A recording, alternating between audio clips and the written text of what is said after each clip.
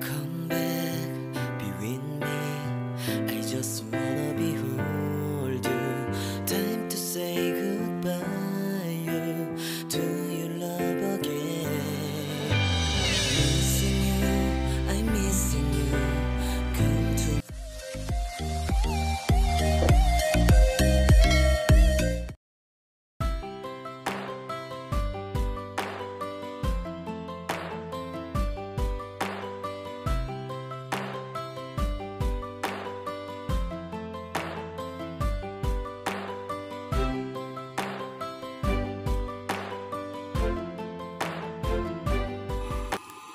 Nakakatuwa naman si Paulo. Yung habang nagpe-perform si Kim sa stage, andoon talaga nakatitig siya sa likod. He always proud of her. Grabe ka, Pau. I remember when Vice Ganda said to Kim, she deserved someone successful enough na hindi ikaka-insecure ng mga magagandang nangyayari sa buhay ni Kim. And now, she found it too, Pau. Wow.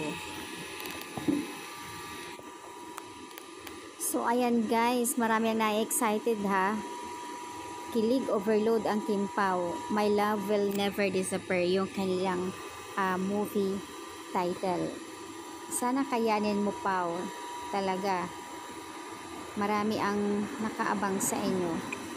Congratulations naman sa Kim Pao. In fairness naman sa dami-daming mga artista love team na gustong magkakaroon ng movie pero sila talaga yung nabigyan. Nakikita din kasi sa kanila na as in yung lakas sa social media. Hindi lang dahil sila ay tinatangkilik sa series at magkakaroon naman din sila ng movie. Titingnan, sabi ng iba, titingnan natin kung gaano sila kalakas din pagdating sa movie. Kasi sa dalawang series nila, hit na hit sila, as in ang taas ng ratings nila.